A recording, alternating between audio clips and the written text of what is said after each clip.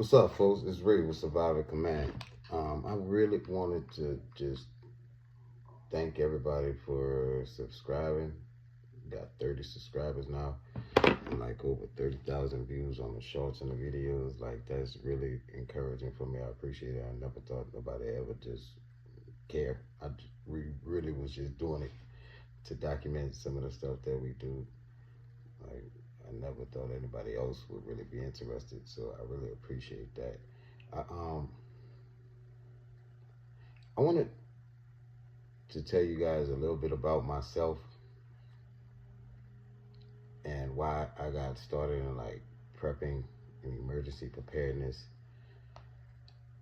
I'm gonna try to keep it as brief as possible because it's a really long, intricate story that goes back to really when I was a kid. You know, my mom was a visionary and she always was like trying to prepare us for the world as she thought it would be one day. My uncle Jay, he was a Bayou Rambo Santa man, and he had us outdoors fishing in the swamp on the bayou on boats, and just my whole family's really just outdoor centered love. You know, we were from Louisiana, from New Orleans, so we kind of always was raised like on the water and stuff like that, and being outside and eating seafood and providing your own food if you wanted to. So, I mean, that was a part of my background. But in 2001, I was 18, and 9/11 happened. And I was real patriotic. I was in ROTC, going to the military, wanted to be in law enforcement when I got older. And I was super, super patriotic and really what you would call gung-ho about America and just truth, justice, and American way and stuff like that. And that's kind of what I based my whole personality, identity around at the time. And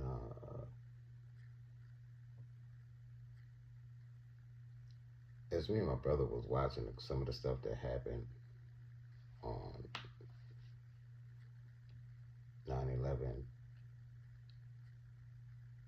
later on that night, they had a guy that came on TV, and it was just like he was telling us some of the stuff was just myths and debunked. But the thing was, like, I really saw some of the stuff that they were telling us on the TV shows that never happened. It's like, don't want to get into it too much, but at the time I didn't know enough. I just was like, that's odd. Fast forward to 2004. I'm working, got a brand new baby, just living life. And I had a dream one night. And this dream, I've never forgotten it. It's one of a few dreams that I've had in my life that just changed me. It's like life before this dream and life after that dream. I can't explain it any other way than that. And I'm gonna just tell you guys, I woke in the dream. I just remember like I don't know if you guys ever, any of you guys ever remember that show Quantum Leap? It used to come on when I was a kid, but it was sort of like that. Like, I woke up into the dream, into myself. I was me, but I wasn't me at the time. It seemed like I was a future version of myself. And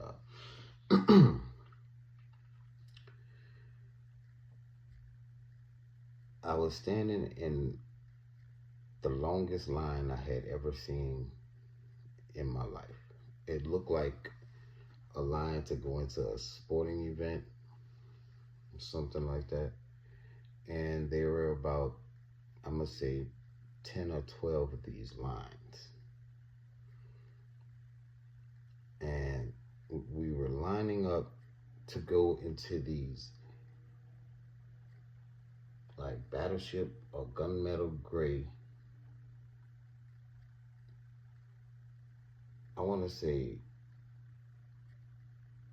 it looked like at the time I had no idea. To me, it would just look like an aircraft hangar, maybe, but bigger, or like a temporary housing structure. But they were gray. It was gunmetal gray, and we were on the outside of a triple row of fences, and in the dream, there was a fence, there was a space for two Jeeps to pass each other going in opposite direction. Then there was another fence with the distance for two Jeeps to pass each other. And then on the third fence, it was the space was just like where four people can walk abreast around. And the fence went in either direction, almost just about as far as the eye could see. Like there was a periphery to it that was kind of foggy on the edges, but it stretched out quite a way. And there were 4 to 7 of these large hangar style buildings. And each line converged into like 2 different groups in front of each of the buildings, but it was stretched out. And when I woke up in the dream, I personally have had experiences in my life where you're confined and you have to proceed alone. I'm gonna just tell you, when you're locked up in Orleans Parish Jail, sometimes if you pay your bond, they'll hold you for an extra day. They used to say just to get the money on the books for you from the people, the government, for the bed. So they'll try to hold the bed for an extra day. And if you had reason to believe you were going to be bonded out, like if it was a misdemeanor charge or something like that, and you didn't want to go upstairs to be held for that extra day when they was rolling the new people in, you're just kind of, there's a way that you can just hide yourself in plain sight and get to the back of the line. So in my dream, I had no idea what these buildings and stuff was. This was before I knew what a FEMA camp was. This is before I heard about Auschwitz or a concentration camp. This was before I knew anything. This was just a dream I had, and I didn't like the feeling of dread or impending doom that the building gave off, and I was just trying to get my bearings to try to see what was going on. So I didn't want to just proceed in the line as the people were telling me. Now, there were people of all races, all ages. There were no children. They had like teenagers or young adults, but there were really no babies that I could remember seeing. And they were just dressed like everyday normal Americans. And they were walking, and it was taking some time for the line to progress, and they had people in uniforms that I was not familiar with. This was not like Digicam or Woodland Camo or anything that I'm familiar with. No foreign military or nothing that I've ever seen before or since this uniform was. And it was kind of rusty, light grayish. They was just, for lack of a better word, corralling people towards these buildings like cattle. And I was just trying to not go up there. So I was trying to talk to people and see what was going on. And they were saying we just had to register. So me, sneakily and stealthily in my dream,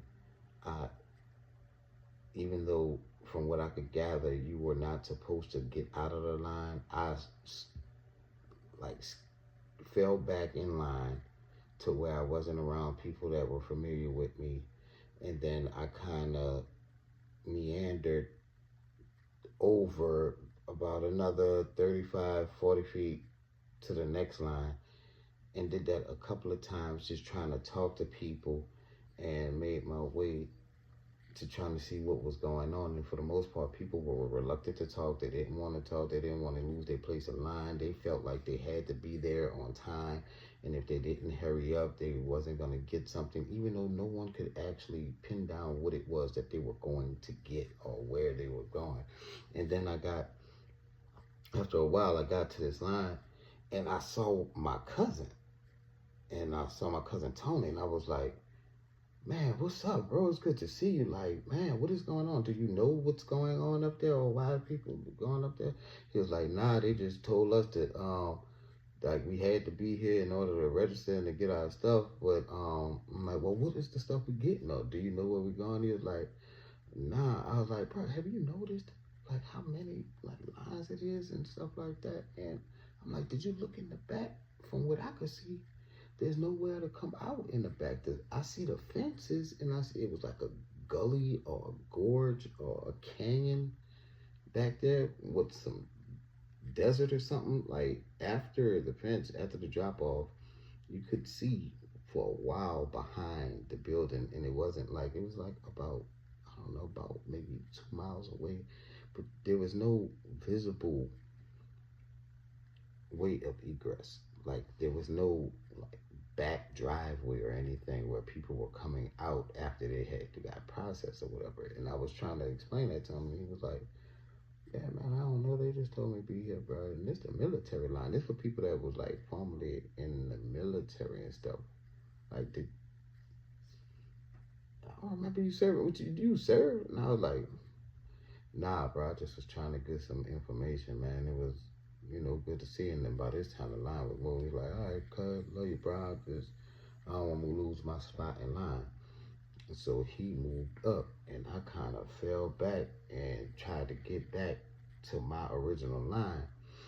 But I couldn't really remember, and the guards or helpers of the people were just like ushering people to the front. So I was just trying to make my way back to my line, and I couldn't remember. I got kind of confused, and that's when one of the guards or whatever with the dogs and stuff, they had walked past and asked me to see my wrist, and I was like, yeah, he's like, yeah, you're behind schedule. Why you're in a certain batch or whatever?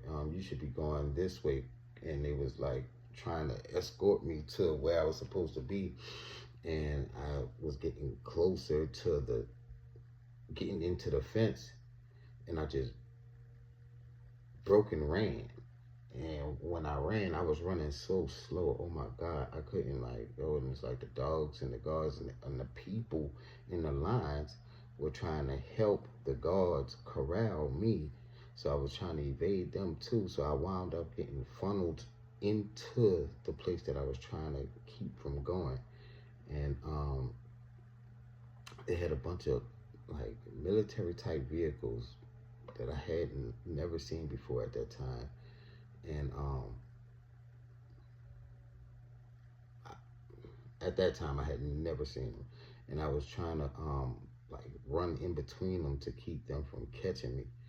And right after the military vehicles, the troop transporters, the Jeep, the like ATVs with guns on them and stuff like that, side by sides and little doom buggies like off of Grand Theft Auto, they had airplanes. And they had some that was for observation, some that looked like they were fighters, some looked like gliders, some looked like, I didn't know at the time, but they looked like what we call drones today, like just unmanned aerial vehicles. And I was trying to run in between them, and they had one with the hatch for the cockpit open, and I ran into it and jumped in it. And when I jumped into the airplane, I looked at the control panel, and I didn't know what the hell I was looking at. And the people were coming to try to force me to go into the big ass buildings, the warehouses or whatever, to get my proper place back in line. So I was on schedule for whatever it was that we was going to do. And I remember the overwhelming feeling of dread. Like I did not want to go in that place. Like I'd rather die. And I was like, if I could give anything to be able to know how to start this airplane right now so I could get out of here. And I woke up. And that dream stuck with me. It's the reason that I actually went to take flight lessons. It started a lot of things. So the next year when Katrina happened, I was in New Orleans with my family, and I'll do a video on that at a later time. But, excuse me.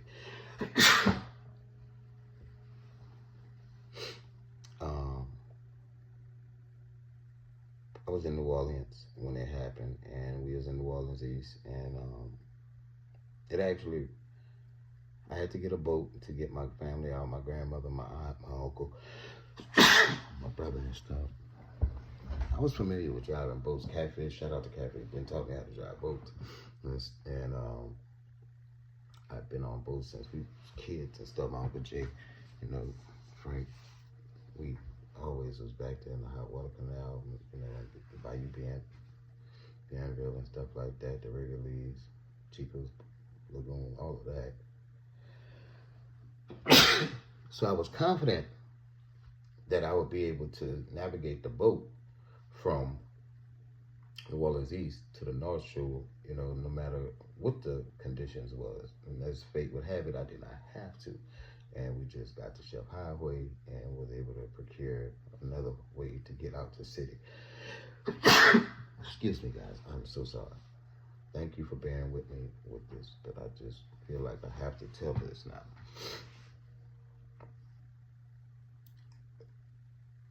After Katrina and the days immediately following,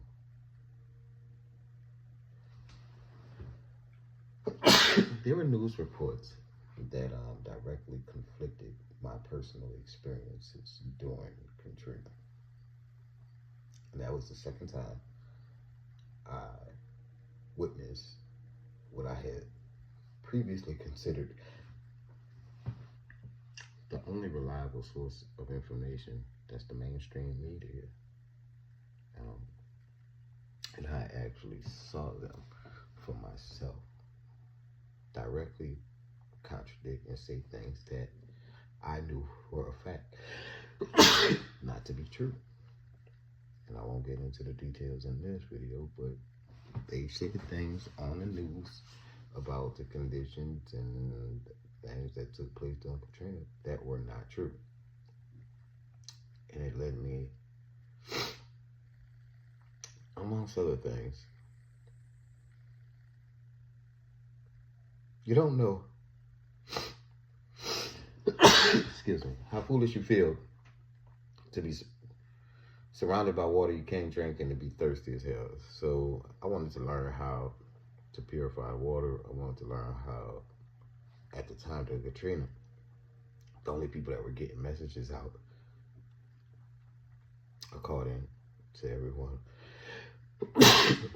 was these people. I didn't know what they were at the time, called ham radio operators. So I was like, I need to learn how to do that as well.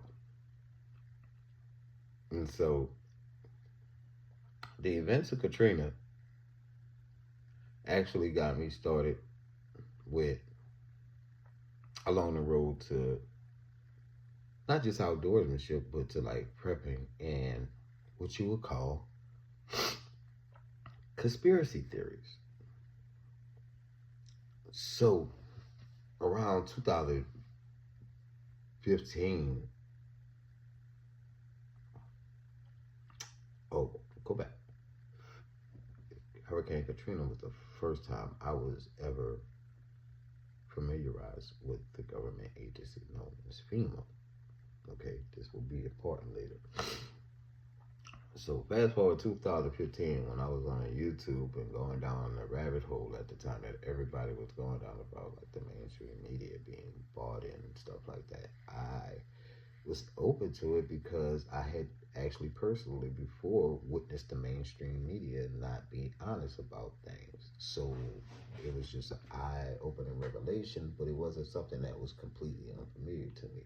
Then I heard about this thing called JH15, and it freaked me out because I had that dream going on 10 years preceding that, and in what these people were describing were the exact things. So this is the first time I had heard about all of the stuff that I actually had dreamed about. So a lot of people were tripping out on me when I tell them about this dream, because I have so many people, my family members, people I've been in past relationships with, kids, like my kids, like I have a lot of people that can vouch and say, yes, Ray has told me about this dream way before the current socio-political climate. Okay, now look, there was no circumstances where I thought that those conditions could return back to the United States. I did some research and stuff. It was like, oh man, I found out about the internment of the Japanese during World War II. I found out about FEMA camps and a few other historical references that precedents that let me know that, hey, this could actually happen. Because before I thought I was crazy. I just had no way to have any previous information about these topics to be dreaming about them. It's like, why would that happen? Okay, guys. So now, today, as I take this is April 15th, 2025, going on 21 years later after I've had that dream, and we have President Trump sending people to foreign prisons in El Salvador. They've had like not concentrate camps, internment camps for migrants in the United States. We had Cat Williams in 2012 talking about them building FEMA camps and wanting to know who are they going to put in there. Well, now we know who they're putting in there, and yes, it's a possibility. Okay, so in what eventuality would Black American former military, just everyday citizens be lining up to go into buildings like this? No one else has to believe me, but I know what I know. I know what I dream. I know what I saw. And I know how it's affected me on a day-to-day basis, as far as like trying to get up and go to work every day and know that there's this impending like sense of doom for the last 20 years, and you've not been able to explain it. I've written about it. I wrote about it in 2016. So it's like not like I haven't been saying this. Started a whole Surviving Command channel basically because of the things that I'm telling you now. Based off a dream. I know it sounds crazy.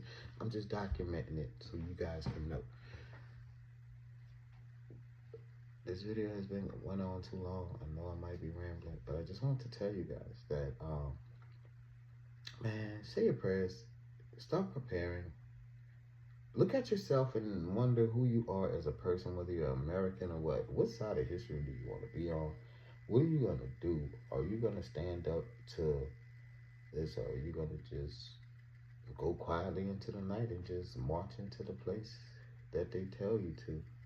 I've had to ask myself this question now. I've had to decide for myself and my family and my loved ones, man. And it's just crazy to think that these are questions that we have to ask ourselves at this day and age in America, which once was a land of the free, and the home of the brave. They don't have too many brave people standing up for this guy that they deported to El Salvador, and they refuse to bring him back. And if they can do that to him, it's only a matter of time before they do that to us. Please act accordingly. Thank you guys for letting me vent. I appreciate it. I just wanted to tell you that. I got some other videos coming on the channel, some new stuff we got. But I just had to tell you guys that today. I got some ebooks coming out on how to survive in this post-Trump tariff stuff on Surviving Command Press. We got ebooks on everyday carry, the art of never lacking. Look for that one. Emergency preparedness.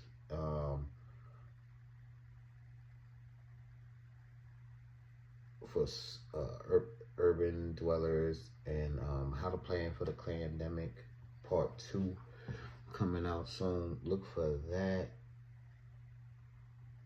Follow Saints in Cinema on all social media platforms. We got that going. Yeah, shout out to everybody, man, for all your support. I really appreciate you. We got 30 subscribers, man. This is so dope. I appreciate you guys. Thank you so much. My name's Ray with Surviving Command, bro. And I just really appreciate you guys. Y'all have a good one.